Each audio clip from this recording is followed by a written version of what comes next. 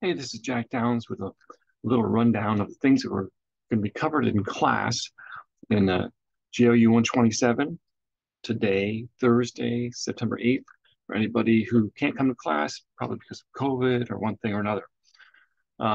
Again, I hope to see you in class very soon as possible. Um, you still need to arrange to do the practice and presentation for any missed presentations, but there'll be plenty of time next week when we have a very brief presentation to do a week from today when you will be able to slip in your collage presentation probably at the same time. And the TAs are available. If you reach out to them, you have their contact information via text or email. Probably text is most direct to say, hey, you want to have an extra off schedule practice time.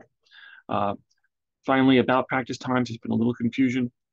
Just know that the practice times that are published, like I think it's Tuesday night from like 5 to 8 or something like that, whatever's on the sheet, and then Wednesday like 6 to 9 in 114. You just go there.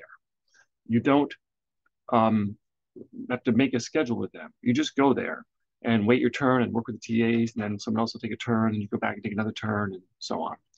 So let's share my screen, look at the schedule, and then we'll briefly talk about a little extra topic. However, most of this class that you're missing is actually taken up with presentations. So, of course, that's nothing for me to go over, and you'll have a chance to do your collage presentation at another time.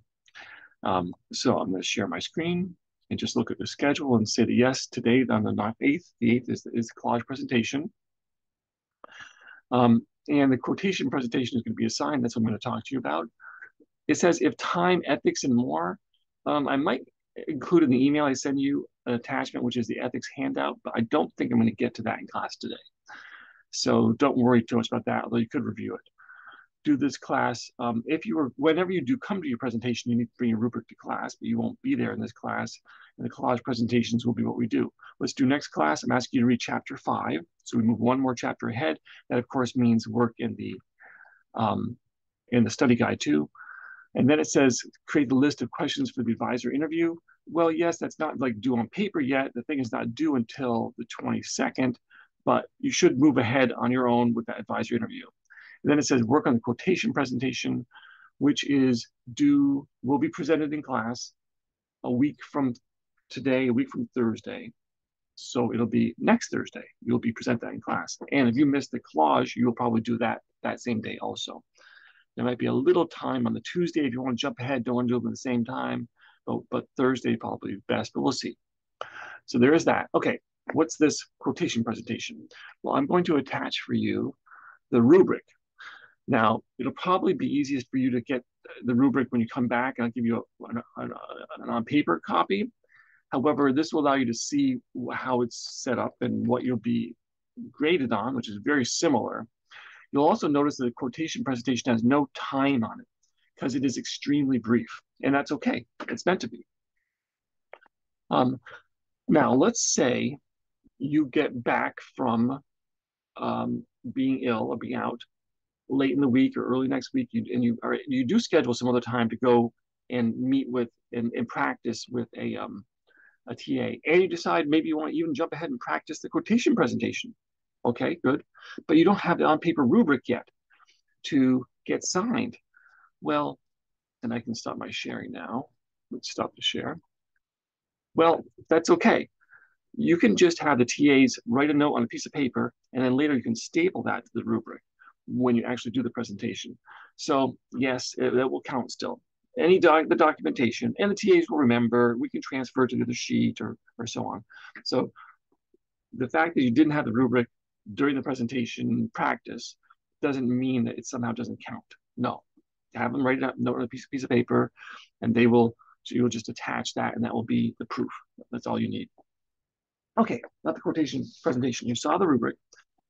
So you're going to go find a quotation, something that inspires you, something that you find interesting. Maybe you already know something that you feel like you live your life by it, or maybe you know an author or a songwriter or something else where an activist and you know of a quotation from them that will be something you want to use.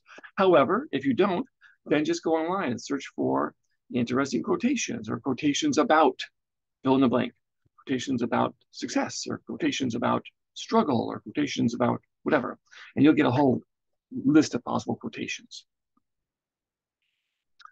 I have one here. I'll show you the example of the presentation, how it will work. People who are in class will probably get to see our TAs doing their examples too.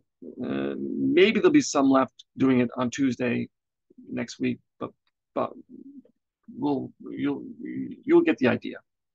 You're going to be sitting it. You would have come in again like normal. You would have signed up for a number on the board, which order you want to go in. Maybe you're going to do 2 presentations. You may sign up twice. Just split them out or whatever. You're going to be sitting at your desk. Someone's going to call out your name. You walk to the front confidently. People will applaud. You get up there. You get yourself stable. You'll pause. And then you will say in your presentation, you won't have any notes. So is this memorization? Yes, I guess it is. However, we're hoping that you kind of like feel and live the quotation, so that it's not doesn't feel memorized. So mine might be this: beer, said Benjamin Franklin, one of our founding fathers, is proof that God loves us and wants us to be happy. And that's the end of my presentation. Notice that I included the quotation.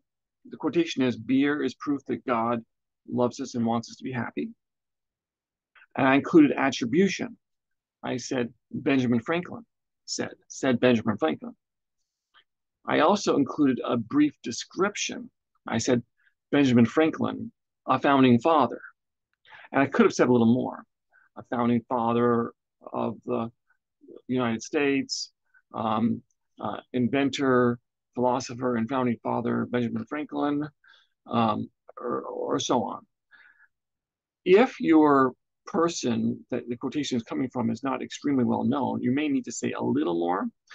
Now, is it necessary that the attribution go in the middle of the quote? No, it is not. I could have said like this. I could have said, inventor and philosopher and founding father Benjamin Franklin said, beer is proof that God loves us and wants us to be happy. That would have been fine. I could have turned it around. I would prefer that the quote, however, I would prefer that the attribution and the description, therefore, comes either at the beginning of your presentation or is inserted in the middle of the quotation. But inserting in the middle only works if you have an obvious pause. And if inserting it is not going to confuse us. I mean, if the thoughts flow directly and we're going to be confused because it's maybe difficult or more poetic or something else, then just put your attribution at the beginning. Can you put attribution at the end? Yes. Let's imagine that, okay? I stand up and I say, beer is proof that God loves us and wants us to be happy, said founding father and philosopher Benjamin Franklin. So that's okay. But the difference is, unlike the written word, where in journalism, for instance, where we almost always do attribution after a quotation, but we have it sitting right there in front of us. Unlike that, in the spoken word, it can feel like give us more the context we need to understand things to get the attribution first or early rather than at the end. And then it's another idea that's introduced. Like, oh, that's who said that. But what was it they said? Oh, I'm past that now. In other words, words are more fleeting. So we tend to do attribution first. So that would be my suggestion. And so on. And you don't use that quotation, obviously. And I have others, but I won't bother with them. You get the idea. So it's very brief. Now, why are we doing quotations? Well, quotations are a great way to start a presentation. They would be an attention-getting device. I briefly mentioned some attention-getting devices already in class, like a rhetorical question or a startling statement, an anecdote or a little story within the story, Another one is quotation. A quotation that makes sense in the context of your overall presentation and a longer presentation is a great way to make those your first words. Why? Because it's maybe gives us a bit more credibility to have words from somebody who's important and recognized and trusted or something. And also, we love to hear what other people say and so on. So it gets our attention. Okay, that's it for today. The rest is the presentations. So please stay in touch. Let me know how things are going, and I hope you're feeling better.